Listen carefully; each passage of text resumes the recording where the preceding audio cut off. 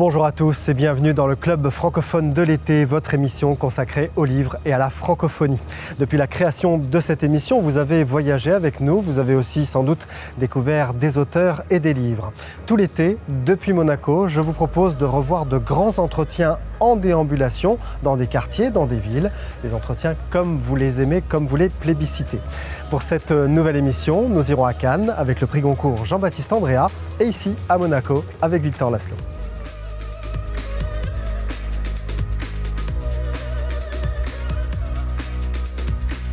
C'est le parrain de cette émission, c'est avec lui que nous avons tourné la toute première séquence du Club francophone. Le prix Goncourt Jean-Baptiste Andréa, prix Goncourt en 2023 pour Veiller sur elle, nous a emmenés sur les traces de son enfance dans la ville de Cannes, une ville où il vit toujours.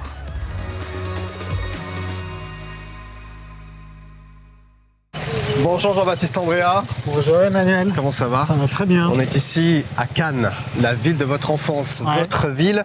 Et c'est un peu ici que tout a commencé pour vous, en tout cas sur le plan culturel, à l'Institut Stanislas. Absolument. Culturel, éducatif, ludique. Alors, j'ai un très bon souvenir d'avoir été là. École, collège, lycée. On peut y passer toute sa scolarité sans problème. Absolument. Vous êtes arrivé en quelle classe, vous? CM1, 8e, ouais. Ah, jusqu'à la terminale? Oui. Ah oui, d'accord. Ah ouais. Non, mais je vous dis qu'on était bien ici, c'est vrai. Moi, j'avais tous mes amis ici. J'étais un des gars qui aimait l'école. Bon, on va déambuler dans cette ville de Cannes, dans des lieux que vous avez choisis, qui sont emblématiques pour vous. On commence par ce lycée, enfin cet établissement, parce que évidemment ça a du sens, avec ce bâtiment peint en beige, coopération, fraternité. Oui, mais ça, je crois que je l'ai vécu ici, moi. Gentil, bienveillance, amour, partage. Mais pour moi, cette école m'évoque l'amitié.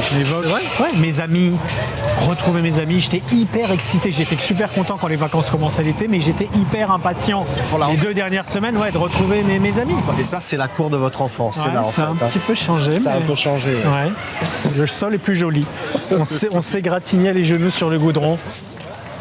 Bonjour. Bonjour Olivier Sassy. Bienvenue. Merci beaucoup de nous accueillir ici. Merci de nous accueillir. Un plaisir de revenir. À Stanislas. À Stanislas, exactement. Établissement privé, sous contrat avec l'État. Exactement. 2700 élèves quand même. De la maternelle jusqu'à la licence. C'est un des plus grands de la région, on peut dire. Oui, c'est un des plus grands établissements de la région, mais on a une approche proche des jeunes. Notre but, c'est de les connaître, de les accompagner. C'est arrivé à Jean-Baptiste Andréa il y a de longues années. On va aller voir les élèves, parce qu'il y a 3 élèves qui ont désiré vous rencontrer. On a laissé justement Olivier Sassy et son équipe organiser ça. On va les rejoindre? Parfait, avec plaisir. Allons-y.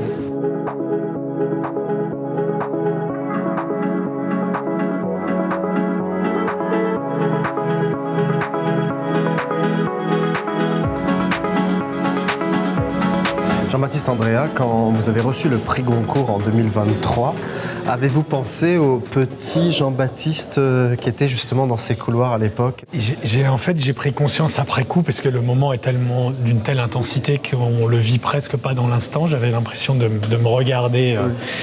Mais j'ai pris conscience du fait que c'était ça, cette sensation, le jour du Goncourt, de ne pas avoir trahi ce gamin-là. Gamin qui a commencé ici, qui a écrit ses premiers spectacles ici. Et donc cette connexion, elle est très forte pour moi, parce qu'il s'est toujours agi de préserver ce qui est né ici, pas juste entre ces murs, mais ce qui a été encouragé en ces murs, j'ai voulu le préserver toute ma vie. Donc j'avais un sentiment de fierté vis-à-vis de ce gamin-là. C'est mon émotion principale quand je descends du taxi devant Drouin. C'est à ça que je pense.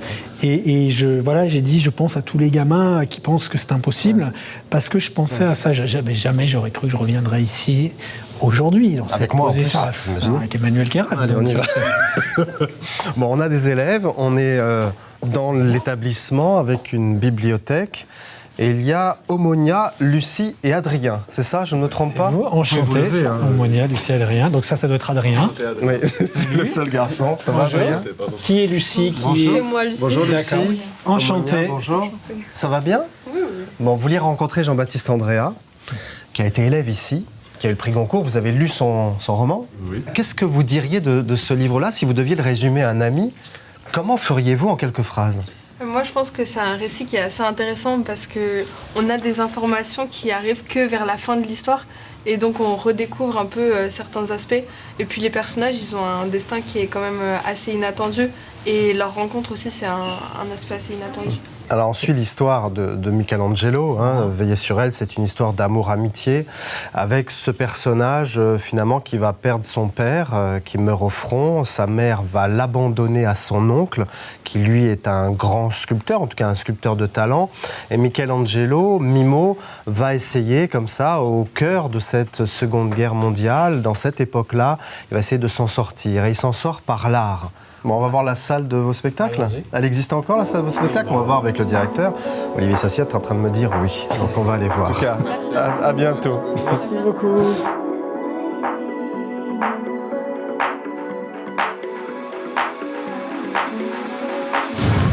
Ça, c'est toujours la cantine? C'est le Café Stan. C'est ça? Ça s'appelle le Café Stan.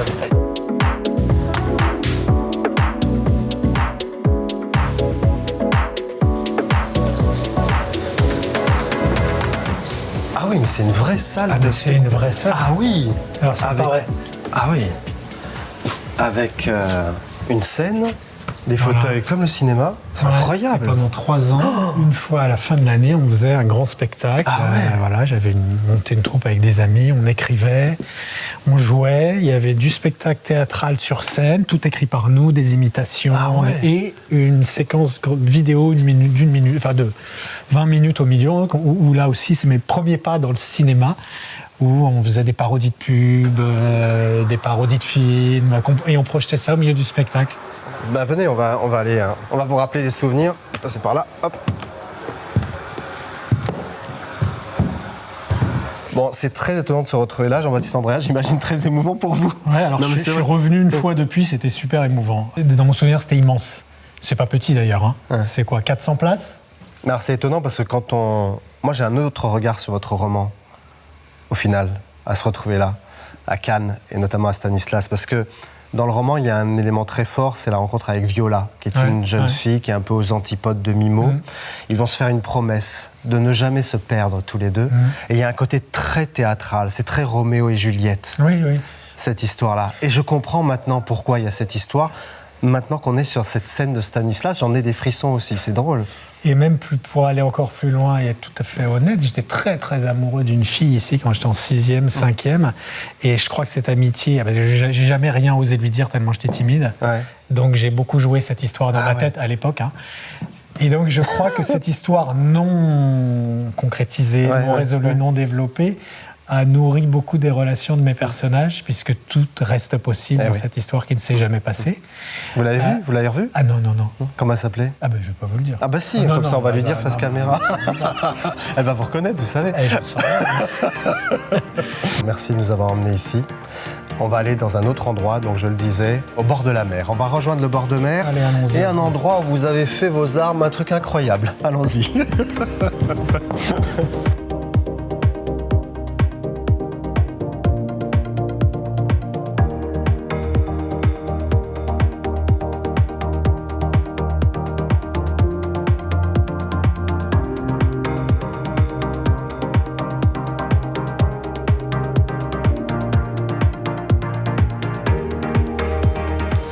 Le club francophone à Cannes avec Jean-Baptiste Andréa, prix Goncourt 2023 pour Veiller sur elle, paru à l'Iconoclaste. On va dans un autre endroit que vous avez choisi, Jean-Baptiste, l'hôtel de ville, la mairie. La mairie, où j'ai pas remis les pieds depuis probablement 30 ans. Ah oui. Et voilà, j'ai fait une tentative d'insertion professionnelle. Ok, on va voir ça tout de suite parce qu'on voit le drapeau bleu-blanc-rouge face à nous. Et vous allez nous raconter une histoire absolument assez drôle.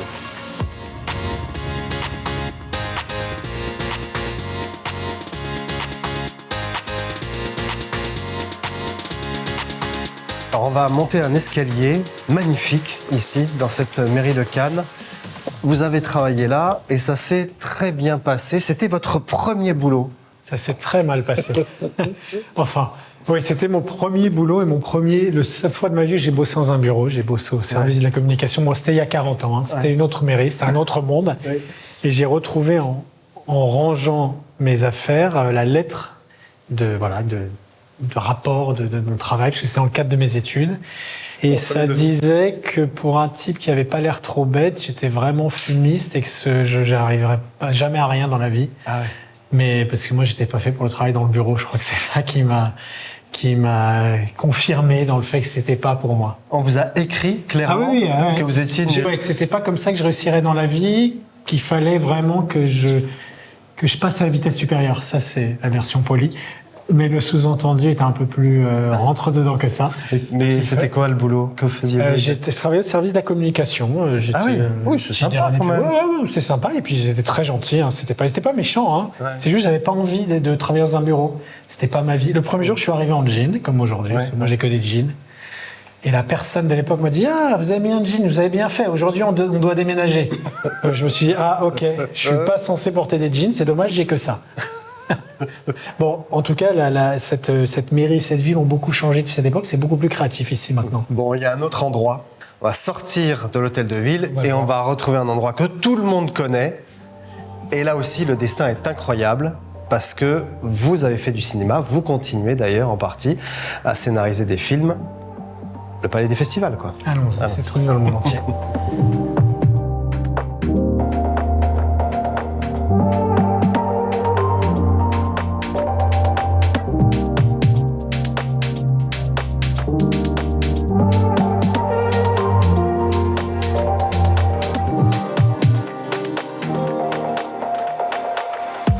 Voilà, le Palais des Festivals, donc Jean-Baptiste Andréa. Lieu incontournable évidemment pour les événements internationaux, le Festival du film de Cannes bien sûr. Avant d'être écrivain et d'avoir ce prix Goncourt, vous avez été cinéaste. Exactement. Avec 3 films réalisés, 5 scénarisés, dont Hellphone de James Hutt, La Confrérie des larmes et puis King, un film d'aventure en 2022. Là encore, j'allais vous dire, le fait d'avoir passé son enfance à Cannes, ça aide un peu de partir vers le cinéma, en tout cas ça influence un peu. J'ai pas l'impression, parce que j'ai pas de souvenirs marquants de cinéma ici. J'ai pas l'impression que ce soit lié à ça. C'est juste cet amour pour moi du fait de raconter des histoires. Et quand on veut raconter des histoires, qu'est-ce qu'on a comme moyen de le faire? Le cinéma est l'un des moyens les plus évidents, un des moyens auxquels on pense aujourd'hui. Et voilà, donc c'est vrai que je crois qu'une nouvelle fois, d'avoir fait de la scène là-bas au lycée, c'est là que ça s'est formé pour moi. Cette envie de voir l'effet qu'on peut avoir sur un public, c'est quelque chose d'extrêmement unique, de gratifiant, d'enivrant. C'est là que ça s'est passé pour moi. Vous avez déjà monté les marches du Festival de Cannes? Alors en fait, du Palais des Festivals pendant le Festival de Cannes? Non, j'essaie d'éviter en fait. Bon, on va le faire. Ouais.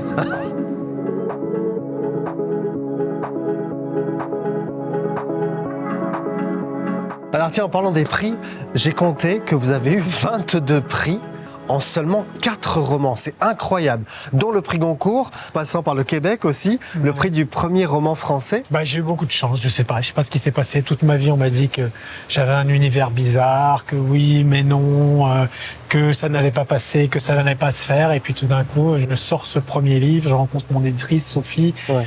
Et tout change, et tout d'un coup, il y a ces prix qui tombent. Je crois qu'il faut relativiser tout ça, et les échecs, et le succès, d'une certaine manière, qui est la plus belle chose qui me soit arrivée. Hein. Je suis pas en train de m'en plaindre. Mais voilà, moi, je considère que j'ai beaucoup de chance aujourd'hui de pouvoir continuer à faire ce à quoi j'ai dédié ma vie très tôt, qui était d'écrire et qui était de raconter des histoires.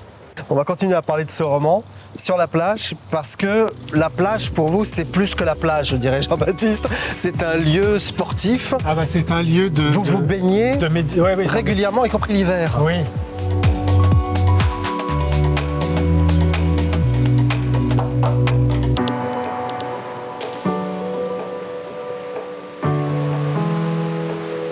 On est à fleur d'eau, Jean-Baptiste Andréa, avec vraiment les vagues qui sont à 1 mètre de nous. On va essayer de ne pas mouiller les chaussures, en tout cas moi, parce que vous êtes en hauteur, vous avez de la chance, mais on va se diriger le long de cette baie de Cannes.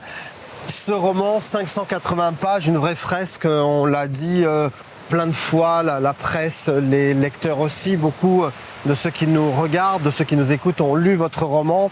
Il y a ce Mimo qui va devenir un célèbre sculpteur virtuose réclamé par le Vatican et aussi par le régime de Mussolini pendant la Seconde Guerre.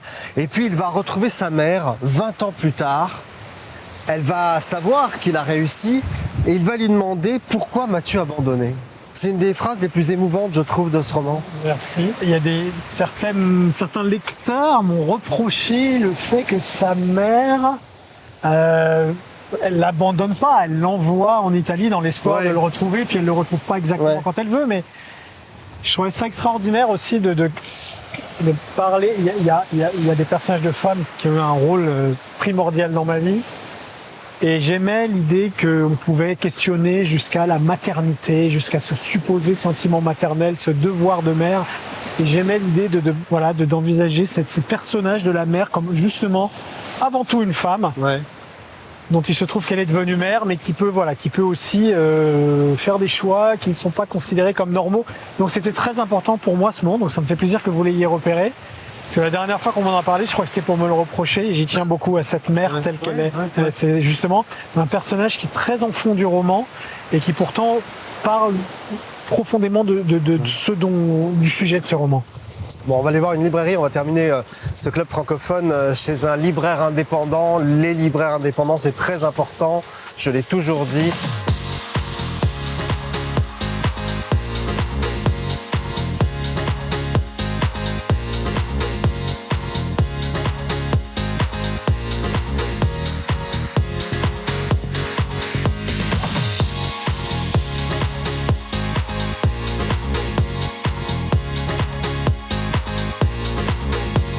Bon, Jean-Baptiste, on vient de passer le marché de la place Gambetta et on est dans une rue qui est parallèle à la rue d'Antibes, qui est la rue commerçante de Cannes très connue.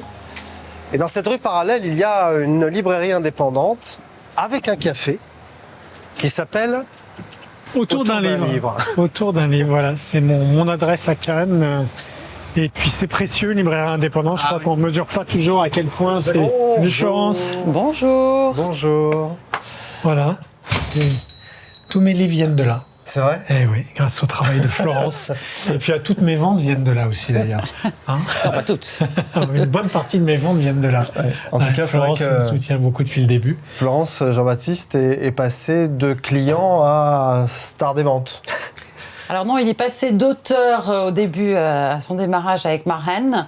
On s'est rencontrés comme ça. Un livre qui m'a déjà beaucoup plu. Et je sais pas, je sentais qu'il y avait quelque chose, un avenir prometteur chez ce jeune auteur à l'époque. Et je ne me suis pas trompée. On l'a suivi pour chacun de ses ouvrages. Et ça a toujours été une relation. On a progressé ensemble. En fait, quand j'ai ouvert la librairie, il a commencé avec son premier ouvrage et on a progressé ensemble. Et c'est un bonheur toujours de l'avoir et de le recevoir et de le lire. C'est une belle histoire, ça. Une très belle histoire. Si vous deviez choisir un livre dans cette librairie, c'est une question abominable. Non, mais je déteste qu'on me la pose. Alors voilà, mais je vais vous répondre. Pourquoi je ne réponds pas à ces questions ? Parce que quand on choisit un livre, on est un fanatique. Ah, c'est une bonne réponse, ça, tiens. Je vais retenir ça, parce qu'à chaque fois qu'on me demande ça, je ne peux pas répondre. Ben voilà, mais un livre, c'est du fanatisme. Donc tous les livres de la librairie, même les mauvais. Comme ça, on apprend. Merci beaucoup. Merci Emmanuel, j'étais très heureux de partager ce moment avec vous et de partager cette ville avec vous. Moi aussi, vraiment. Voilà, le club francophone avec Jean-Baptiste Andrea à Cannes et ce livre, Veillez sur elle, qui est sorti évidemment aux éditions L'Iconoclaste. C'est le prix Goncourt 2023. Merci à vous Jean-Baptiste. Merci de m'avoir accueilli. À bientôt.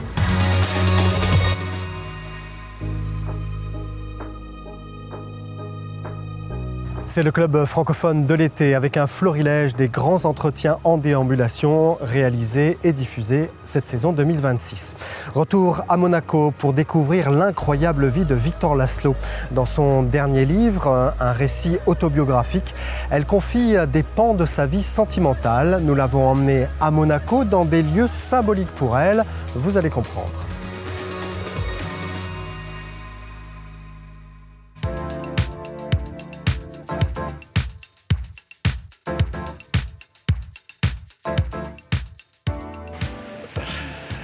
Voilà, on est à Mare-Terra, ici à Monaco. Bonjour Victor Laszlo. Bonjour Emmanuel Kérin. Je suis ravi de vous retrouver ici, dans ce lieu incroyable, tout neuf, parce que Mare-Terra a été construit il y a peu de temps. Et on a la mer face à nous, on a plein d'éléments qui surgissent en vous forcément, puisque les origines de la Martinique font que dès qu'on est au bord de la mer, on se sent bien, non ? Absolument. Vous ne pourriez pas dire mieux. C'est vraiment, j'ai besoin viscéralement d'eau et de mer. Alors, on est ici pour ce club francophone à l'occasion de la sortie de votre livre, Mon cœur bruyant, paru chez Grasset. Il est question d'amour, de votre vie d'artiste, de votre intimité aussi. Il y a un souvenir à Monaco, on y reviendra tout à l'heure parce qu'on ira dans un endroit qui évoque beaucoup de choses pour vous. Et puis, il y a beaucoup de voyages aussi dans votre récit. On va se balader d'ailleurs ici en Principauté de Monaco. Beaucoup de voyages. Quel est le lieu dans le monde qui vous a le plus marqué, le plus impressionné? C'est forcément un lieu près de la mer.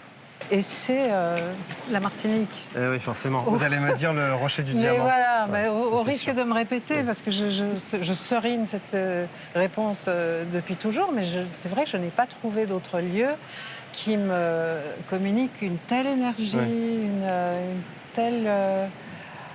une telle joie, une telle mélancolie aussi. Enfin, c'est vraiment le lieu de toutes les émergences. Alors, vous racontez tout dans ce livre, ou presque, Victor Laszlo. Pas tout, mais quand même beaucoup de choses. Il y a évidemment vos succès. Vous vous souvenez forcément de Canoë Rose ou de Pleurer les rivières. Grand succès classé dans ce que l'on appelait à l'époque le top 50. Et vous avez toujours cherché à être aimé. Ça, c'est le fondement de votre vie. L'amour qui est au centre, comme ça, de toute votre existence, avec évidemment toutes les désillusions. Ça s'accompagne forcément de désillusions. Mais qui ne rêve pas d'être aimé, Non, d'en mais faire vous, le c'est centre de son particulier, quand même. Donc oui, j'ai espéré trouver ça. Et donc j'ai beaucoup essayé. Vous avez beaucoup échoué, J'ai beaucoup échoué. Oui. sans vouloir. Hein. Non, c'est vrai. Oui, je ne considère pas ça comme des échecs. Franchement, c'était Des parfait. expériences. Ce sont des expériences. Ça m'a construit. Toutes ces expériences m'ont construite. Et franchement, s'il y a échec, je dirais que ce sont ceux de l'autre. Ah, c'est l'autre qui est en échec pour vous. Ah bah oui, oui. c'est lui qui est en échec, puisqu'il n'a pas réussi à rester avec moi ou à faire en sorte que je désire rester avec lui. Et vous dites une phrase incroyable, Victor Laszlo. À un moment, vous dites « Je suis à 60 ans, toujours la petite fille qui veut être aimée, qui acceptera n'importe quoi pour que le cœur de l'homme qu'elle a choisi s'accroche au sien. » C'est une façon de dire que l'amour reste malgré tout, malgré toutes les expériences, toutes les désillusions, tous les écueils, l'amour reste malgré tout au centre de ma vie. Bon, on va entrer dans un endroit incroyable, Victor. Ouais. Un lieu de confidence, un lieu de méditation. Ça J'ai tombe 2, bien. 3 questions confidences à vous poser. D'accord. Je vais oser ça dans un endroit qui est juste à côté. Avec plaisir.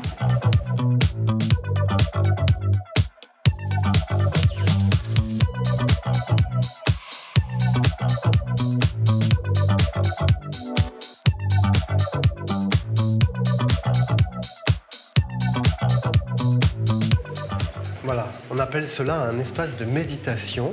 Ici à Monaco, Maratea, on a du quartz partout, avec du rose, du vert. Ça, c'est incroyable. C'est somptueux. C'est somptueux. On dirait dans votre livre que, dans ce récit-là, vous avez mis à distance tous les hommes de votre vie. Je pense à 2 personnalités, Bernard Giraudot et Bernard Lavilliers. On dirait qu'ils vous quittent, et vous le dites à un moment, car ils ne vous sentent pas assez proches d'eux, en tout cas pas assez prêtes. Lavilliers va vous dire une phrase terrible, tu ne seras jamais à la hauteur. Oui, Vous les avez écartés, malgré vous? Non, pas du tout. Non. Alors, les deux histoires sont vraiment incomparables. Ouais. Non, Bernard Lavilliers, c'était une période très riche en événements, en concerts. C'est la gloire pour lui à cette C'est époque-là. Oui, Pour vous aussi. oui. Et on était tous les deux un peu au sommet de nos histoires professionnelles. Et non, je pense qu'il avait envie de... Il me disait qu'il avait envie de me greffer Ouais.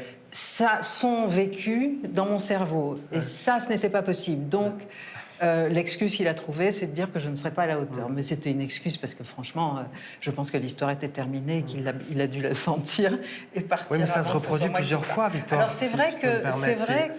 vous avez raison.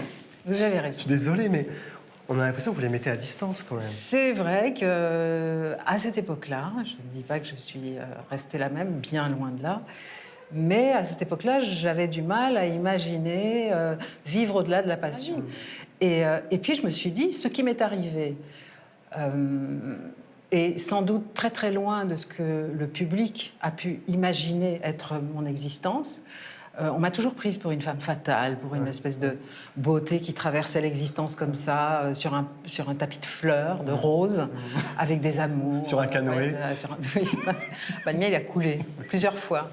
Mais ça m'a été très utile. Moi, j'ai toujours utilisé tout ce que j'ai vécu comme matière romanesque, comme matière de construction personnelle, pour déterminer les choix que je ferai plus tard. Et c'est tant mieux, puisque j'ai fait les bons choix.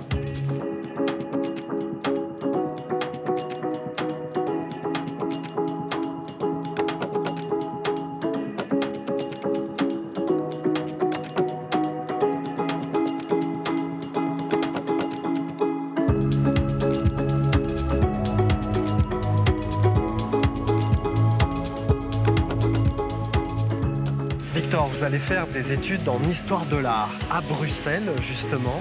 On va aller dans un musée sublime.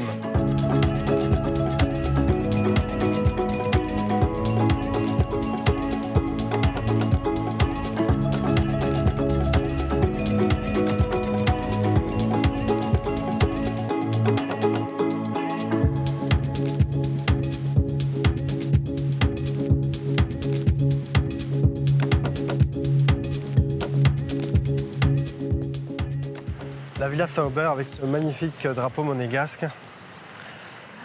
Et on est accueilli Bienvenue. Merci. par Élodie Biancheri. Bonjour Élodie. Bonjour, je suis ravie de vous accueillir au nouveau Musée national de Monaco Merci et à la vous. Villa Sauber plus précisément. Le peintre Robert Sauber en a été longtemps propriétaire, c'est pour ça qu'elle porte son nom. Ouais. Et elle est musée national depuis les années 70. Donc nous avons la chance d'avoir ce joli lieu pour être un bel écrin pour nos expositions. Et le thème est incroyable cette année, c'est jusqu'à janvier, jusqu'au mois de janvier.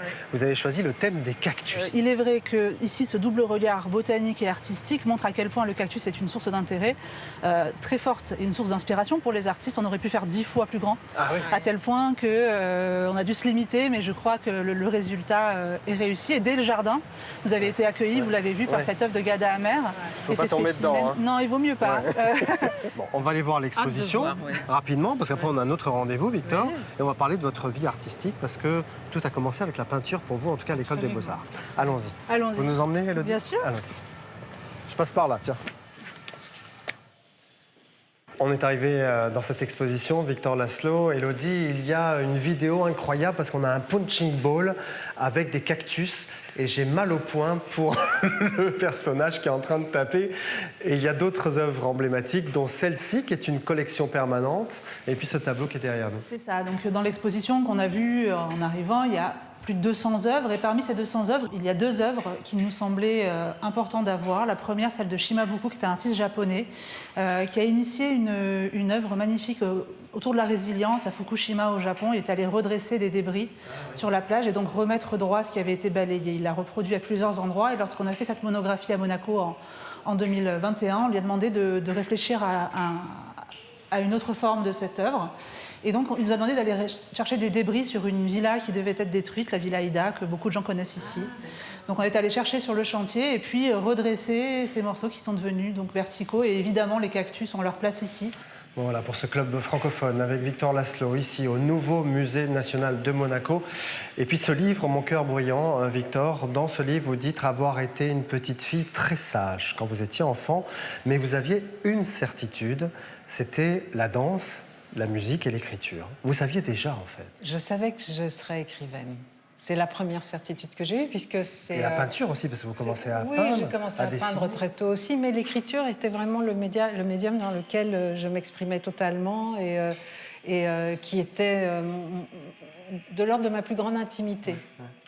Et alors un jour, vous avez 11 ans, vous êtes à l'école, et il y a un spectacle de fin d'année, comme on connaît tous. Vous allez sur scène, et à la fin de cette représentation, le lendemain, vous êtes repéré par quelqu'un à Bruxelles qui monte une grande comédie musicale, très connue, célèbre dans le monde entier, et il dit à votre mère, je la veux pour le premier rôle. Le lendemain, ce producteur hollandais qui montait la comédie musicale à Amsterdam vient voir ma mère. C'était le magicien d'Oz. Ah oui. Votre fille est le rôle principal, il faut qu'elle vienne à Amsterdam. Ma mère lui a claqué la porte au nez. Et c'est vrai que je me souviens... Elle lui a dit un truc incroyable. Elle a dit revenez quand elle aura son bac. Oui. C'est avec revenez un dans accent 6 ans. anglais. Hein. Revenez quand elle aura son bac. Oui. Elle aura. Et je me souviens physiquement de la sensation que j'ai eue de quelque chose qui m'avait échappé. Là, j'ai senti pour la première fois qu'il y avait un appel. Là. La scène, finalement, c'était quelque chose qui était pour moi aussi. Alors ça va revenir, Oui. on va en parler dans un autre endroit emblématique. On va se retrouver du côté de la place du Casino, si vous voyez à peu près, avec un très grand hôtel, de très grands souvenirs pour vous, Victor, et une très grande personnalité locale, dirons-nous, avec qui vous avez aussi quelques souvenirs. On y va ? Avec plaisir. Allons-y. Merci beaucoup, Merci Élodie. pour ce plaisir. Merci.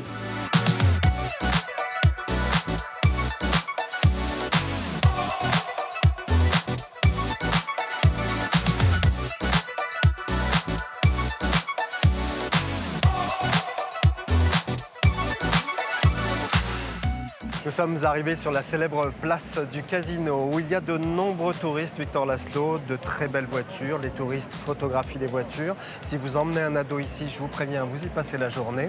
Vous êtes venu souvent à Monaco, hein, vous ? Oui, très souvent. Et j'ai Surtout d'ailleurs ici. logé dans ce magnifique hôtel, une très jolie suite. Un joli souvenir de plus à Monaco. Alors, pas mal de souvenirs, on va en parler ensemble, c'est dans le livre.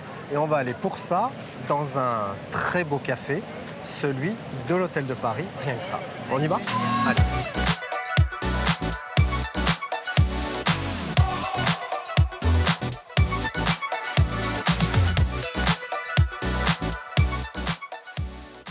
Voilà, nous sommes dans cet hôtel de Paris, Victor Laszlo. Il y a dans ce livre un chapitre sur Monaco. Et vous racontez justement que vous êtes dans cet hôtel de Paris et qu'à un moment, au moment de partir, un concierge vous rattrape et vous dit « Mademoiselle, mademoiselle, il y a un appel pour vous. » Oui. Racontez-nous cette histoire. J'avais été invitée au bal de la Rose, Oui. je crois.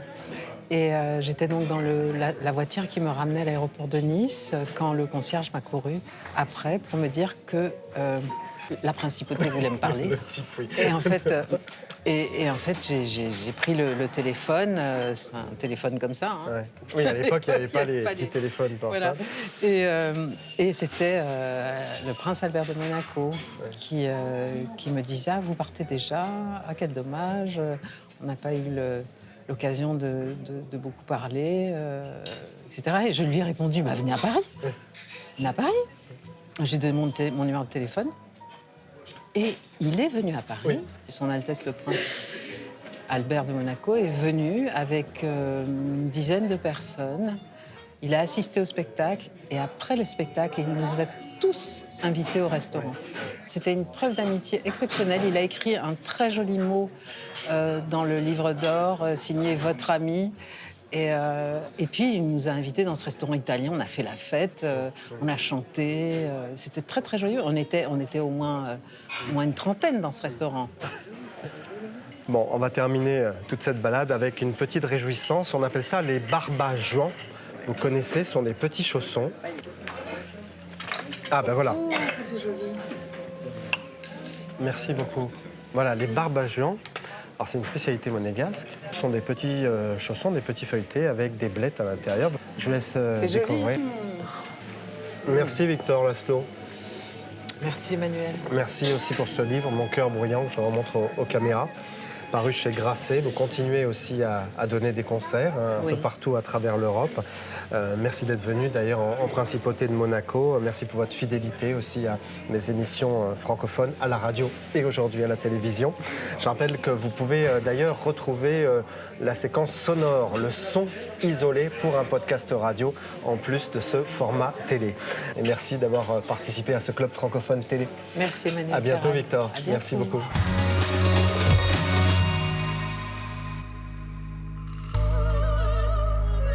Voilà, c'est la fin de cette émission dans la chaleur de l'été. Merci à tous de nous avoir suivis. Ce programme vit aussi sur Internet, sur les réseaux sociaux et sur YouTube. Faites passer le message.